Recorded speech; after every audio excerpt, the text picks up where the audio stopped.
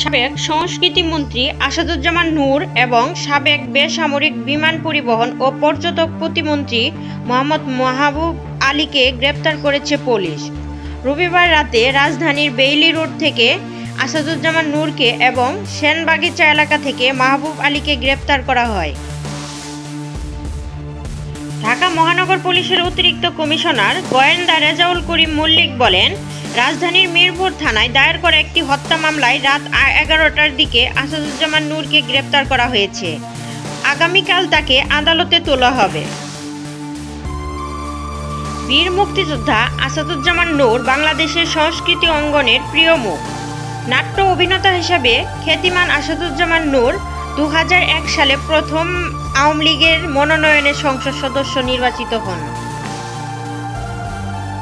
এরপর থেকে 2008, 2014, 2018, 2024 সালের নির্বাচনেও আসাদুজ্জামান নূর সংসদ সদস্য হন। তবে 2014 সালের নির্বাচনের পর তিনি সংস্কৃতি মন্ত্রীও হয়েছিলেন। অপরদিকে মাহবুব আলীর বাড়ি হবিগঞ্জের মাধবপুর উপজেলায়। তিনি 2014 সাল থেকে টানা দুবার সংসদ সদস্য ছিলেন। তিনি বিমান প্রতিমন্ত্রী হন 2018 সালে।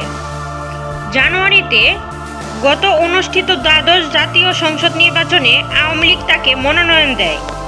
তবে নির্বাচনে তাকে বিপুল ভোটে পরাজিত করেন যুবলীগের সাবেক কেন্দ্রীয় নেতা সৈয়দ সায়েদুল হক অর্থাৎ ব্যারিস্টার সুমন। কখন নাগাদ তাদেরকে আদালতে তোলা হবে এখনো কোনো সঠিক তথ্য জানা যায়নি। বর্তমানে তাদেরকে পুলিশ ডিবি হেফাজতে রাখা হয়েছে।